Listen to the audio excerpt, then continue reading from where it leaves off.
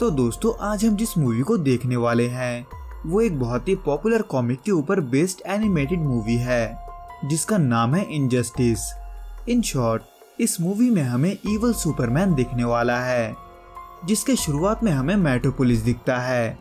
जहां क्लार्क यानी कि सुपरमैन को एक सुबह लोइस के प्रेग्नेंट होने के बारे में पता चलता है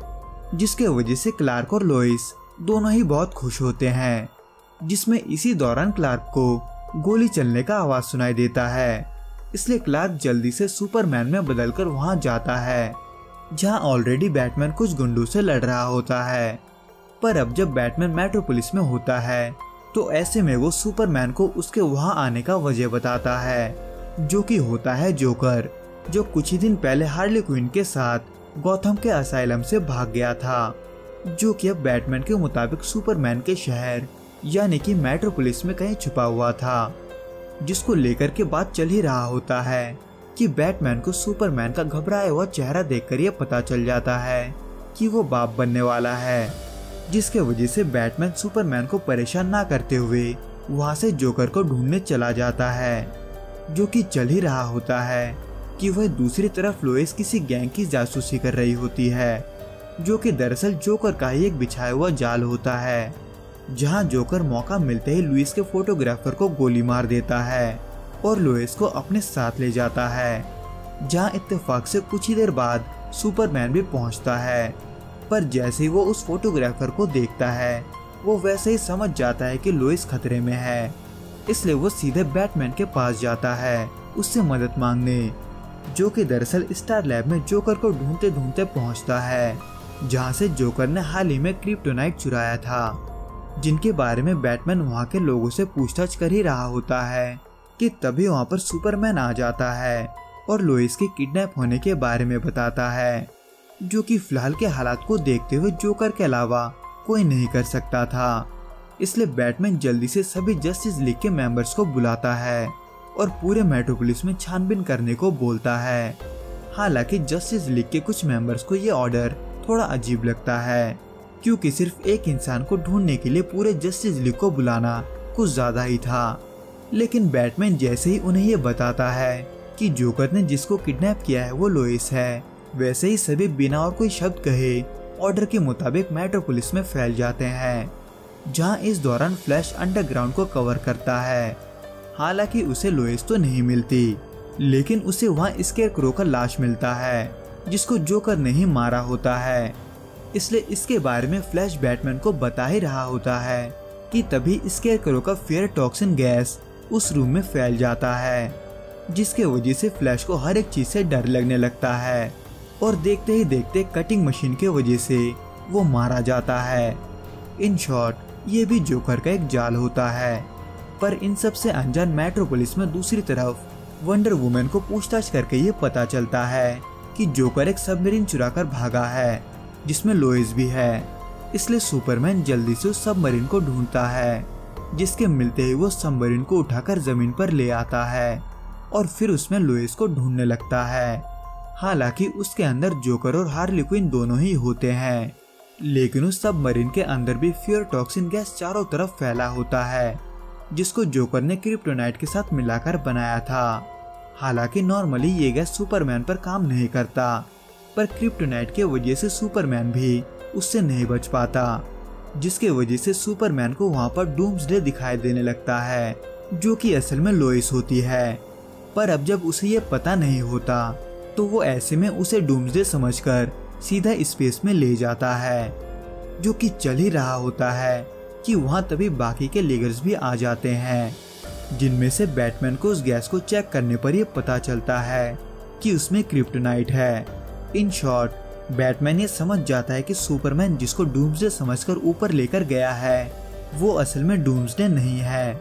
जो कि उस सुपरमैन को भी बताता है। पर सुपरमैन जब तक रुकता है तब तक बहुत देर हो चुका होता है और लोइस के धड़कनें बंद हो जाती है, जिसमें जोकर ने पहले से एक डेटोनेटर लगा रखा था जो कि उस न्यूक्लियर बॉम्ब का डेटोनेटर होता है जिसको जोकर ने मेट्रोपोलिस में छुपा कर रखा था। इसलिए जैसे ही लुइस की धड़कनें बंद होती है वैसे ही वो न्यूक्लियर बॉम्ब भी फट जाता है और लाखों लोग मारे जाते हैं।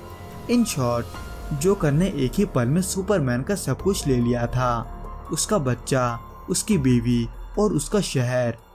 इसलिए बैटमैन जोकर से ऐसा करने का वजह पूछता है, क्योंकि अब तक बैटमैन और जोकर के बीच जो कुछ भी हुआ था वो उनके ही बीच था। तो ऐसे में सुपरमैन को उनके बीच लाने का क्या वजह था? जिसके जवाब में जोकर बैटमैन को ये बताता है कि वो जब भी उससे लड़ा है वो हमेशा हारा है, इसलिए वो एक बार के लिए जीतना चाहता है, पर आसान तरीके से। इन शॉर्ट, जोकर का सुपरमैन को इविल बनाने का प्लान होता है, ताकि उससे लड़ते हुए ना सिर्फ बैटमैन हारे बल्कि उसका सब कुछ खत्म हो जाए। यानी कि ये जोकर के लिए एक मास्टरपीस होता है। खैर, इन सब को सुनकर बैटमैन फिर भी बड़े ही गर्व से कहता है कि सुपरमैन एक बहुत ही अच्छा इंसान है जो कभी भी बुरा नहीं बन सकता, जो कि सही भी होता है, क्योंकि वह दूसरी तरफ लुइस के बॉडी को अपने हाथों पर रखते हुए सुपरमैन इन सब का जिम्मेदार खुद को मानता है। पर तभी वंडर वुमन उसको गलत बताते हुए इन सभी मौत का जिम्मेदार जोकर को बताती है। और अब जब सुपरमैन ऑलरेडी गुस्से में होता है तो वो ऐसे में जोकर के पास जाने लगता है। हालांकि बैटमैन के कहने पर ग्रीन लैंटर्न उसे रोकने की कोशिश करता है, पर सुपरमैन फिर भी नहीं रुकता और जोकर के पास पहुंच जाता है, जहां जाते ही वो बिना कुछ कहे एक ही पंच में अपना हाथ जोकर के सीने के आर पार कर देता है, जिसको देखकर बैटमैन चौंक जाता है, क्योंकि पहला तो जोकर का बात सही साबित हो रहा था और दूसरा सुपरमैन के साथ साथ बाकी सभी को ये पता होता है कि उनका काम सिर्फ क्रिमिनल्स को पकड़ना है, उनको सजा देना या मारना नहीं। पर अब जब ऐसा हो चुका था तो ऐसे में बैटमैन ये समझ जाता है कि सुपरमैन अब नहीं रुकने वाला, जो कि सही भी होता है, क्योंकि सुपरमैन क्राइम को रोकने के लिए इसको ही सबसे अच्छा सॉल्यूशन मानता है, जबकि वही बैटमैन दूसरे चांस पे बिलीव करता है। यानी कि उसको ऐसा लगता है कि सभी को सुधरने का मौका मिलना चाहिए। पर बैटमैन के ये समझाने पर भी सुपरमैन नहीं मानता और ब्याला नाम के एक देश में जाकर वहाँ के मिलिट्री फोर्स को बर्बाद कर देता है। और देखते ही देखते वो और भी ऐसे कई देशों के मामलों में दखल देता है जिसका उसके पास कोई परमिशन नहीं होता। इन शॉर्ट, सुपरमैन अब किसी भी परमिशन की परवाह नहीं करता, जो कि वो यूएन के एक प्रेस कॉन्फ्रेंस में भी क्लियर कर देता है, जहां वो ये बोलता है कि सभी को अब उसके रूल्स को मानना होगा, जिसके बारे में सुनने के बाद वॉच टावर में कुछ लीडर्स को ये पसंद नहीं आता, जिसको लेकर वो बहस भी करते हैं। लेकिन ये बहस सिर्फ यही नहीं होता, बल्कि व्हाइट हाउस में भी सेम यही बहस होता है, क्योंकि सुपरमैन अब उनके मैटर के बीच में दखल देने लगा था। इसलिए व्हाइट हाउस का प्रेसिडेंट सुपरमैन को कंट्रोल करने के लिए सुपरमैन के पिता को मिरर मास्टर नाम के एक क्रिमिनल से किडनैप करवा लेता है, जो कि उसके पिता को मिरर डायमेंशन में लेकर जाता है ताकि सुपरमैन उस तक ना पहुंच पाए, जिसके वजह से यहाँ पर वंडर वुमन सुपरमैन की मदद करती है और मिरर मास्टर को ढूंढकर उससे उसका बेल्ट ले लेती है, जिसको वो सुपरमैन को दे देती है ताकि वो अपने पिता को वापस ला सके। जिसके बाद सुपरमैन एक बार फिर से बैटमैन के पास जाता है और उसको उसका साथ देने को बोलता है, पर बैटमैन मना कर देता है क्योंकि सुपरमैन गलत कर रहा था। हालांकि बैटमैन के बेटे रॉबिन को सुपरमैन का ये फैसला सही लगता है, जिसके लिए वो नाइटविंग से प्रैक्टिस के दौरान बहस भी करता है।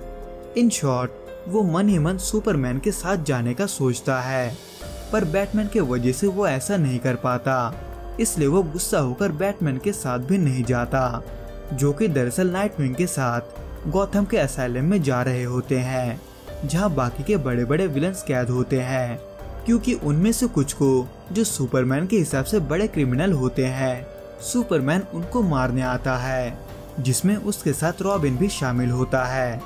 पर अब जब बैटमैन उन्हें ऐसा करने नहीं दे सकता था, तो वो उन्हें लड़ाई को शुरू करने से पहले वार्निंग देता है, क्योंकि साइबॉर्ग बैटमैन के मना करने के बावजूद भी सारे कैदियों को कहीं टेलीपोर्ट कर रहा था।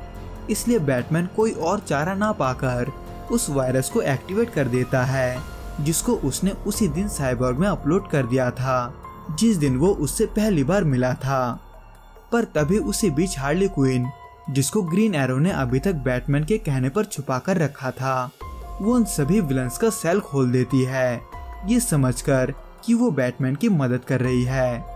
पर अब जब ऐसा नहीं होता तो ऐसे में जस्टिस लीग के मेंबर कुछ देर के लिए एक बार फिर से एक हो जाते हैं और सभी से लड़ते हैं। पर इस दौरान जब रॉबिन जानबूझकर एक कैदी को बुरे तरीके से पीट रहा होता है, तब उसे नाइटविंग, जो कि उसके बड़े भाई जैसा होता है, उसे रुकने को बोलता है। पर रॉबिन उल्टा नाइटविंग के ऊपर गुस्सा होकर उस पर ही हमला कर देता है, जिसके वजह से नाइटविंग गलती से मर जाता है, जो कि बैटमैन को अंदर से तोड़ देता है, क्योंकि बैटमैन ने डिक को बचपन से ही अपने बेटे की तरह पाला था, जो कि उसका वो बेटा था जो रॉबिन कभी नहीं बन पाया था। जिसको देखकर सुपरमैन भी ये समझ जाता है कि ये सिचुएशन अब और भी बिगड़ने वाला है। तो दोस्तों, इस वीडियो में बस इतना ही। मैं आपसे बहुत ही जल्द फिर मिलूंगा इस वीडियो के दूसरे पार्ट के साथ, तो प्लीज उसको ना मिस करने के लिए इस चैनल को सब्सक्राइब जरूर करना। और इसके अलावा अगर आपको ये वीडियो पसंद आया हो तो प्लीज इस वीडियो को लाइक और शेयर करना मत भूलना। Till then, good bye and be safe.